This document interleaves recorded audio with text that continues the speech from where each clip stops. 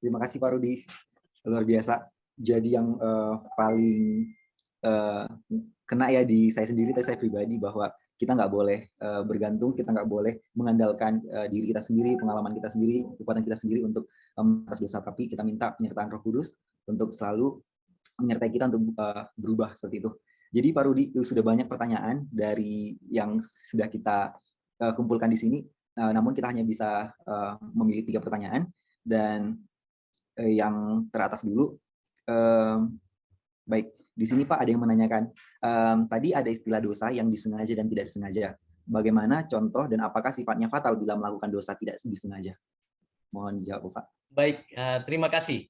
Jadi kalau berbicara tentang dosa yang disengaja atau dosa yang tidak disengaja. Contoh dosa yang tidak disengaja atau sebenarnya dia tahu, misalnya Abraham tahu bahwa Sarah itu istrinya. Tapi dengan sengaja dia berbohong kepada Firaun dan Raja Abimelek. 2 kali peristiwa dia bohong mengakui bahwa Sarah itu adalah saudaranya saja. Bukan juga sekaligus dia adalah istrinya. Fatalnya adalah bisa jadi si Firaun dan si Raja Abimelek dan seluruh istananya akan dihukum Tuhan. Karena Sarah itu istri seorang hamba Tuhan. Walaupun Sarah bukan hamba Tuhan dalam pengertian sebagai nabi, tapi dia sudah punya hubungan intim pribadi dengan Abraham sebagai istrinya. Diberkati dan akan menjadi sarana untuk kelahiran anak perjanjian yang bernama Isa. Dampaknya luar biasa. Itu sebabnya Tuhan menyatakan, aku akan menghukum Firaun atau Abimelek dengan seluruh isinya. Nah, itu dosa yang sengaja atau tidak diatur, walaupun dia tahu bahwa itu salah. Dosa yang sengaja ya pasti kita tahu lah ya. Kita tahu misalnya nyogok gitu ya. Kita tahu bahwa memberikan sesuatu kepada orang lain bukan pada prosedurnya, itu kan dosa. Itu kan yang namanya suap. Dalam tradisi hukum kita kan sudah terjadi. Dan itu akan terjadi penghukuman. Ada juga, ya kita tahu di dalam konteks perundang-undangan di Indonesia, yang namanya suap dan juga yang ikut terlibat di dalamnya pasti dihukum. Kita tahu, kita sadar. Kalau yang tidak sengaja misalnya juga, kita tanpa sengaja misalnya dalam konteks transportasi, sesungguhnya kan sudah ada lampu merah dan lampu hijau serta lampu kuning. Waktu kita berhadapan dengan kondisi di mana jalan itu padat, jalan itu memang perlu diperhatikan, lalu kemudian pengendara menunggu mengantri sampai lampu hijau. Tetapi kalau kita tahu bahwa jalan itu lengang di malam hari, lalu itu masih lampu merah, kita terobos. Itu sengaja atau tidak sengaja? Jadi tipis ya kan? Padahal ada CCTV sekarang. Nanti waktu perpanjangan STNK atau perpanjangan pajak mobil akan ketahuan itu. Bahkan akan dihubungi oleh pihak yang berwenang bahwa Anda telah melakukan pelanggaran. Bahkan menggunakan handphone di sewaktu menyetir. Nah, itu sebenarnya pelanggaran-pelanggaran yang sengaja atau tidak. Bisa jadi waktu ada menyetir itu ternyata ada keluarga yang telepon, yang tidak pernah telepon selama 2 minggu yang dinanti-nantikan, lalu ada telepon pada saat menyetir mobil. Wah, ini gimana ini? Mau diangkat atau tidak diangkat? Secara refleks, mungkin kita langsung segera, nah ini yang kutunggu, langsung diangkat. Begitu kita angkat, kita sudah melakukan pelanggaran. Ingat, Tuhan Allah mengaruniakan otoritas penghakiman dan penghukuman untuk menyatakan keadilan kepada pemerintah. Pemerintah, wakil Tuhan menegakkan keadilan untuk menunjukkan kebaikan-kebaikan Tuhan supaya hidup ini teratur. Dan kalau kita dengan tidak sengaja mengangkat, terdeteksi CCTV, lalu kita terkena suatu tindakan hukum, baik itu secara pasti itu tindakan hukum perdata ya, untuk kita bayar atau kita berikan suatu tanggung jawab. Nah, seperti itu. Atau tidak sengaja kita berada di tengah jalan, tiba-tiba ada sekelompok orang menyerang kita. Lalu kita, karena kita pandai berkelahi, karena sudah latihan, entah kungfu, entah karate, entah silat, lalu dia mau menikam kepada kita, lalu kita langsung tangkis atau kita lerai, lalu tanpa sengaja dengan kita menggunakan kemampuan kita, lalu kita balikkan, kemudian pisau itu malah kebalik kepada dia dan dia mengalami luka. Nah, itu kan sesuatu yang tidak sengaja. Dampaknya jelas beda ya, jelas dampaknya beda. Yang tidak sengaja umumnya masih ada kesempatan memperbaiki. Tetapi yang sengaja ya konsekuensinya langsung pada peristiwa itu. Nah, kira-kira itu sederhananya contoh-contoh konkret ya dalam keseharian kita. Terima kasih. Baik Pak, terima kasih Pak. Luar biasa. Untuk pertanyaan selanjutnya Pak, ini lumayan menarik. Ini. Jadi yang menanyakan Pak memiliki teman dan temannya sedang dalam pergumulan, sedang dalam keadaan ketergantungan Pak terhadap satu dosa. Jadi dia bertanya apakah lebih baik kita jauhi teman yang berdosa daripada kita mencoba untuk mengajak dia untuk bertobat, tapi kita jadi berisiko terpengaruh. Bagaimana Pak kita menyikapinya? Wah, suatu pengalaman yang sangat menarik ya. Namanya berteman. Berteman itu suka duka harus kita jalani bersama. Namanya berteman ya. Kalau sekedar berkenalan atau tahu ya lain ceritanya. Tapi kalau berteman, ya kita harus benar-benar mengasihani dia. Mengasihi dia dengan sungguh-sungguh. Kalau dia itu berdosa, ya kita harus memberikan teguran. Tapi sebelum teguran dilakukan, apa yang harus kita lakukan? Sederhana, doa dulu. Jadi berdoa dulu supaya ada momen di mana kita berbicara sama orang itu. Jangan pula kita main langsung gitu ya. Kita berdoa dulu. Kita berdoa mungkin seminggu, mungkin 2 minggu, kita berdoa spesial untuk teman kita karena kita mengasihi. Lalu kita minta Tuhan kasih momen di mana kita bisa berjumpa dan berbicara. Lalu kemudian kita sampaikan, 4 mata, jangan di depan publik. Jangan di depan orang banyak, nggak baik itu. Tuhan sudah katakan, tegurlah 4 mata. Berbicara dari hati ke hati 4 mata. Jangan pakai chat, ya, jangan pakai media sosial, jangan. 4 mata saja ngobrol gitu. Hadapi. Itu namanya orang yang mau hidup dalam kemenangan atas dosa. Tapi kalau kita biarkan, tadi pasif kan, pasif, maka tidak akan menang. Orang yang sama bisa kita hindari, tapi peristiwa yang sama kita tidak bisa hindari. Sampai kapan kita menghindari kondisi seperti itu? Sampai kita menang melawan dosa.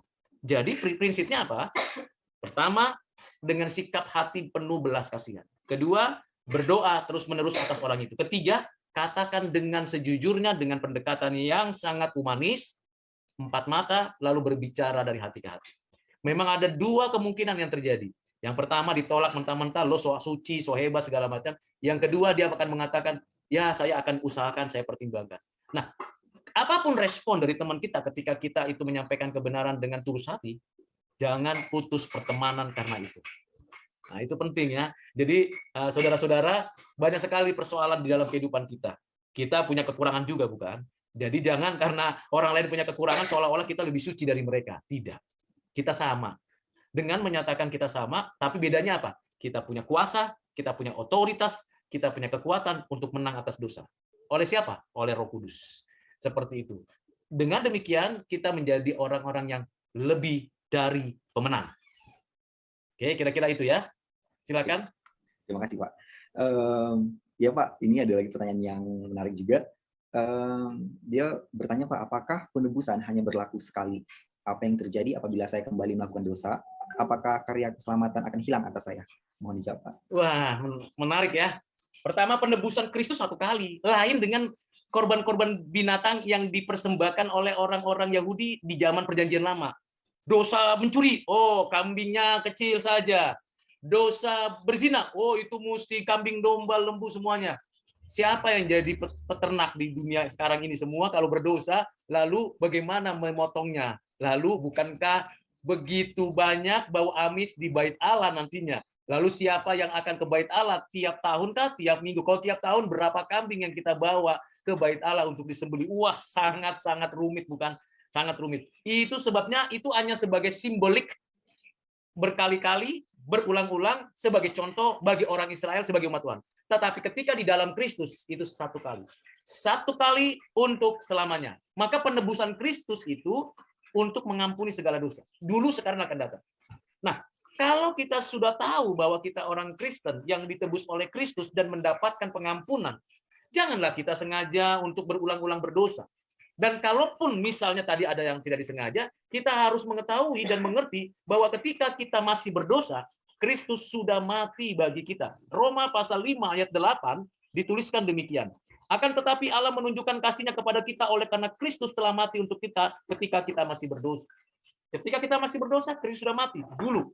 Jadi kematian Kristus, penebusan Kristus, kebangkitan Kristus itu 1 kali. Dan itu berlaku untuk sebelumnya dan untuk sesudahnya. Karena kematian Kristus itu secara kacamata Tuhan itu present. Kacamata kita historis dulu.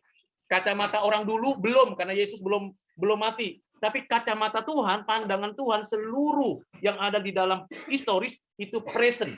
Sudah, sedang, dan akan, itu present di hadapan Tuhan. Jadi ketika bicara kematian Yesus, itu present untuk seluruh waktu, seluruh ruang terjadi. Nah, pertanyaan yang kedua, kalau begitu apakah keselamatan bisa hilang? Kalau keselamatan bisa hilang, berarti keselamatan itu usaha saya dong. Berarti saya sendiri dong yang berupaya. Tidak, kan keselamatan bukan usaha saya. Menurut Efesus 2 ayat 8-9 dikatakan itu adalah kasih karunia. Berarti siapa yang menjamin keselamatan saya? 3 pribadi, yaitu Allah yang Esa. Bapa di dalam covenant-nya, anugerahnya, memberikan jaminan itu. Anaknya, yaitu dirinya sendiri, yang menyatakan bahwa tidak ada seorang pun yang merebut mereka dari tanganku. Roh Kudus yang menjadi jaminan dan meterai di hati kita, sehingga kita beroleh keselamatan. Nah, kalau orang-orang yang sudah beroleh keselamatan ini, seharusnya, sewajarnya orang itu tidak melakukan perbuatan dosa. Tetapi kalau jatuh bangun tidak masalah, memang lagi pergumulan, lagi perjuangan. Tetapi kalau terus-menerus berdosa, hanya mengandalkan pengalaman, ritual keagamaan, itu berarti orang itu belum lahir baru. Jadi harus dibedakan orang yang belum lahir baru dengan orang yang beragama. Biasanya orang yang lahir baru, keinginannya terus-menerus hidup kudus, hidup suci, menang atas dosa. Tapi orang yang beragama selalu berasumsi, kalau aku tidak berbuat baik, pasti saya akan masuk neraka. Kalau saya tidak berbuat baik, pasti saya tidak hidup di dalam keselamatan. Karena dia masih hidup beragama. Agama berarti usaha manusia untuk mencari Tuhan. Tetapi kalau dia orang yang lahir baru, dia sadar, saya sudah di dalam Kristus, maka saya harus menang atas dosa. Saya tidak lagi mau mempersembahkan anggota tubuh saya untuk berbuat dosa. Jadi, yakinkan yang bertanya itu, pertama, apakah yang bertanya itu sudah lahir baru? Kalau sudah, percayalah, Tuhan tidak ingkar janji. Apa yang Tuhan sudah janjikan, Tuhan setia menopangnya. Contoh Abraham. Abraham sebenarnya berapa kali-kali dia berdosa, tapi Tuhan tetap setia menopangnya. Yakub berkali-kali berbohong, tapi Tuhan menopangnya. Murid-murid Yesus berkali-kali berkelahi untuk siapa yang lebih besar, tapi Tuhan menopangnya. Kita pun demikian, berkali-kali berdosa. Mengapa kita tetap percaya? Karena Tuhan setia menopangnya. Nah, ini hal yang penting untuk kita pahami dengan sungguh-sungguh. Terima kasih. Terima kasih, Pak. Berarti yang paling perlu kita perhatikan bahwa keselamatan itu bukan usaha kita ya, Pak, melainkan karunia. Baik, mungkin Pak tadi kan ada 3 pertanyaan, Pak. Tapi karena banyak, Pak, ada satu yang menarik juga, Pak. Mungkin yang terakhir, Pak. Silakan. Saya siap menjawab, atau ada yang bertanya langsung juga nggak apa-apa. Oh, baik, Pak. Mungkin kita berikan satu kesempatan, Pak, untuk teman yang mau bertanya langsung, Pak. Apakah ada teman-teman yang di sini? Dipersilakan apabila ada.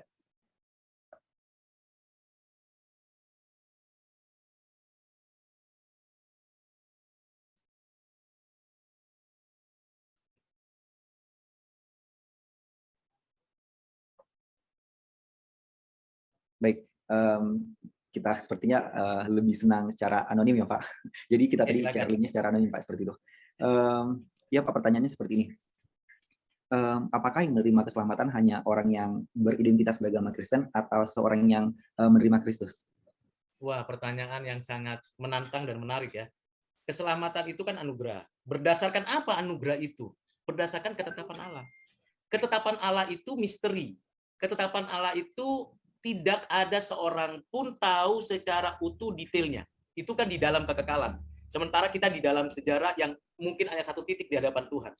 Nah, ketika kita melihat dari satu titik di hadapan Tuhan yang maha, yang kekal itu, kita akan punya prediksi-prediksi, asumsi-asumsi yang bisa keliru. Nah, saya mau katakan bahwa ketetapan Allah itu tidak berubah, kekal, dan tetap untuk selamanya. Pertanyaan kita muncul adalah, siapakah yang ditetapkan Allah? Tentunya, ialah yang mendapatkan penebusan dan beroleh keselamatan hidup kekal. Nah, kalau kita merujuk kepada konteks historis kita bisa tahu bahwa orang yang diselamatkan Tuhan itu akan hadir dalam sejarah dari berbagai suku, bangsa, bahasa, kelompok. Entah dia sudah beragama tadinya A, atau beragama B, atau beragama C, atau berkepercayaan lain.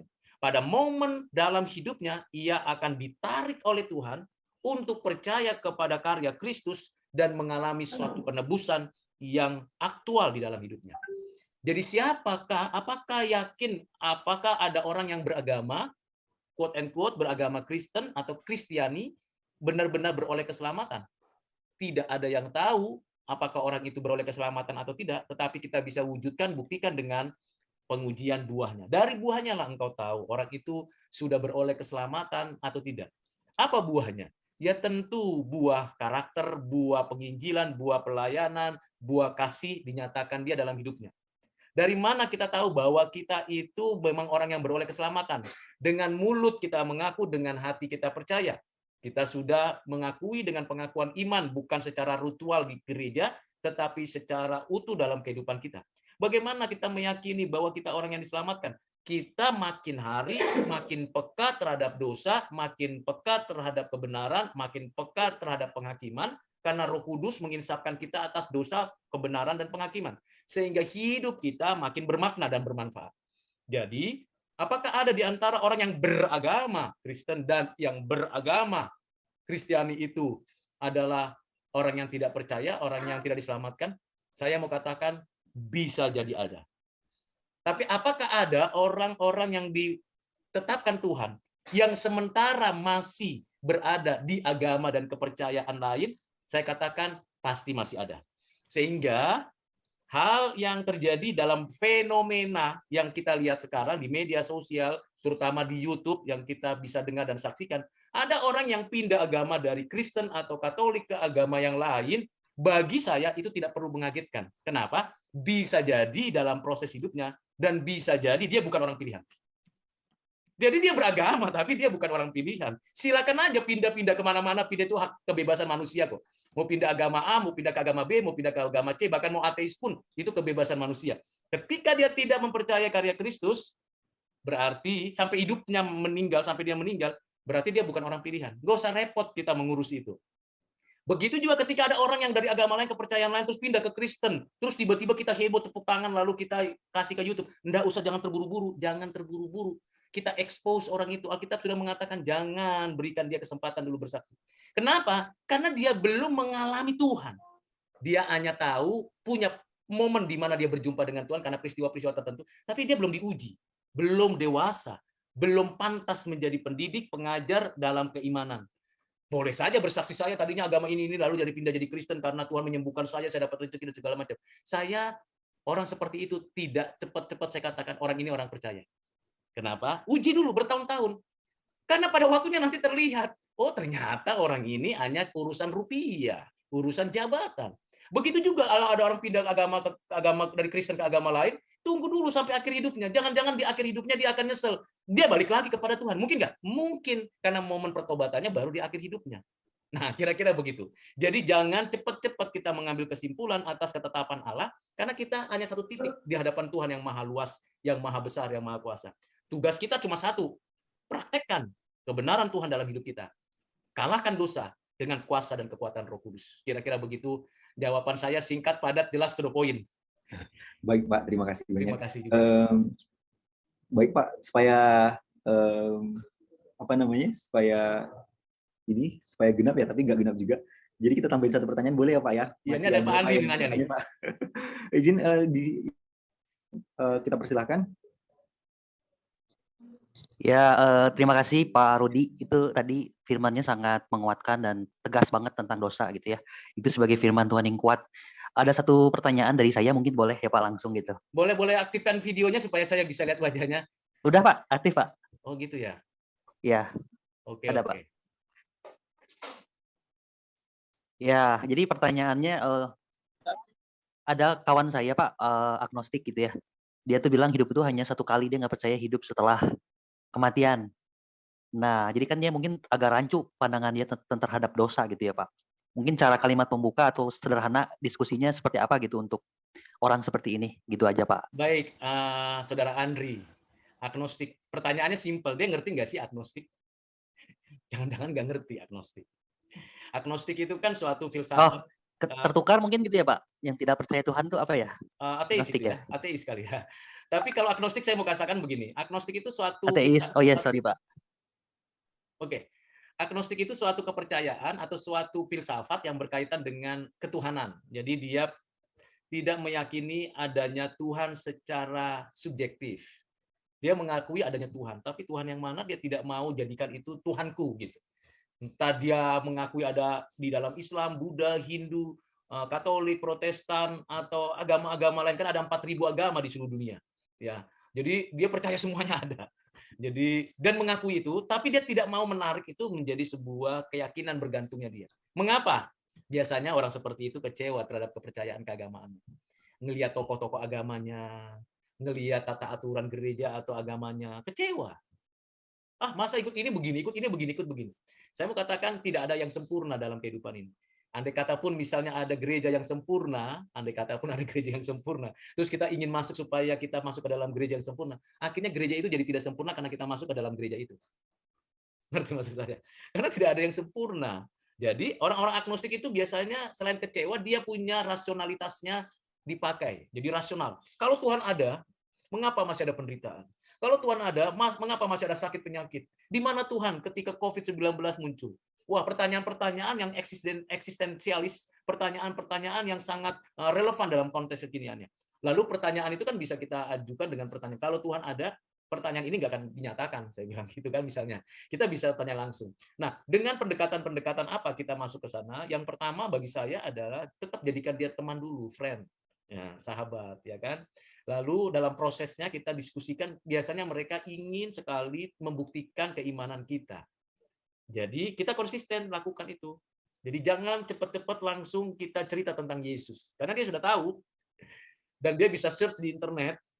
Tapi yang kita ingin buktikan kepadanya, kalau dia susah, kalau dia kesulitan, kalau dia mengalami pergumulan, kita datangi, kita temani. Kita jadikan dia sahabat. Nah, itu membuat dia sadar bahwa perlu dan pentingnya seseorang.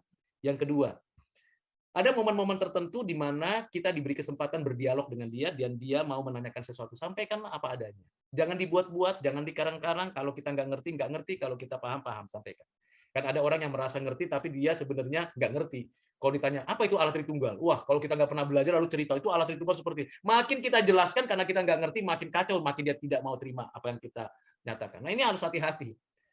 Yang terakhir adalah, andai kata pun dia misalnya, pertama, dia akhirnya sadar oleh karena pekerjaan Roh Kudus, atau dia menolak karena dia memang bukan orang pilihan, pada momen itu, tidak usah kecewa kita. Karena yang menjadikan seseorang itu percaya kepada Kristus dan menang atas dosa, itu anugerah, itu karya Roh Kudus. Jadi yang mengubah hati orang itu bukan kemampuan kepasihan lidah. Oh, saya bisa jelaskan A sampai Z, terus kemudian orang itu, iya ya, betul.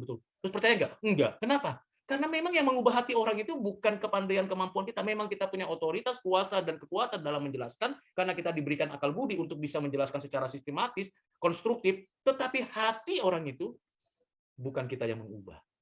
Dia paling hanya nyimpan dulu, one day, suatu saat di mana Tuhan bekerja dalam hatinya, digelisahkan hatinya, dia akan diingatkan oleh Roh Kudus di dalam hidupnya. Nah, itu menjadi suatu hal yang paling penting. Jadi, be a friend. Jadikanlah dia sahabat. Jangan musuhi orang-orang yang ada di sekitar kita. Kasihanilah. Jadi satu musuh terlalu banyak bagi orang Kristen. 1000 kawan terlalu sedikit bagi orang percaya. Itu penting. Jadi kalau kita bermusuhan, satu aja itu terlalu banyak. Tapi kalau jadi orang Kristen, 1000 kawan itu terlalu sedikit. Kira-kira gitu ya, yang bisa saya bantu. Mudah-mudahan Saudara Andri bisa berjumpa dengan temannya malam minggu ini, ya bisa ngobrol-ngobrol, chatting. Nggak usah bahas-bahas yang terlalu rumit-rumit, tapi bahaslah hal-hal yang realistis dan gunakan kesempatan-kesempatan itu sebagai kesempatan bersahabat dan nyatakan cinta kasih Tuhan kepadanya dan katakan kepadanya pada momen-momen tertentu kita harus ungkapkan kebenaran tanpa kompromi. Seperti itu kira-kira. Ya, Wow, Tuhan Yesus ya. memberkati. Baik, terima kasih Pak. Itu tadi insight-nya saya terima Pak. Baik, terima kasih Kak Andri. Baik Pak, kebetulan kita didatangi Pak oleh Pendeta GBI langsung Pak. Jadi kita persilakan Pak untuk memberikan beberapa kata mungkin. Izin Pak Pendeta Erik, izin. Oh, ya, shalom. Shalom Pak Pendeta. Shalom, ya, Pak Rudi Sritonga. Selamat siang. Juga teman-teman semua, rekan-rekan semua, selain dikasih Tuhan. Saya, Pak Rudi, kami mewakili dari seluruh jemaat pekerja di Gereja Bethel Indonesia, Your Majesty mengucapkan terima kasih Pak Rudi Sritonga atas pelayanannya, ya, sehingga hari ini boleh diadakan seminar dengan judul Menang Atas Dosa. Dan terima kasih Pak Rudi untuk pemaparannya yang luar biasa, sehingga hari ini kami semua diberikan pengertian lebih dalam lagi, ya, lebih wawasan lebih luas tentang orang pilihan dan bagaimana kita menang atas dosa dan bagaimana akhir hidup dari orang-orang yang memang pilihan dan yang bukan pilihan. Dan harapan saya ini bisa semakin membekali ya semua jemaat Tuhan supaya kita sungguh-sungguh menghargai betapa Tuhan sudah berkenan memilih kita untuk jadi orang yang percaya, orang yang diselamatkan.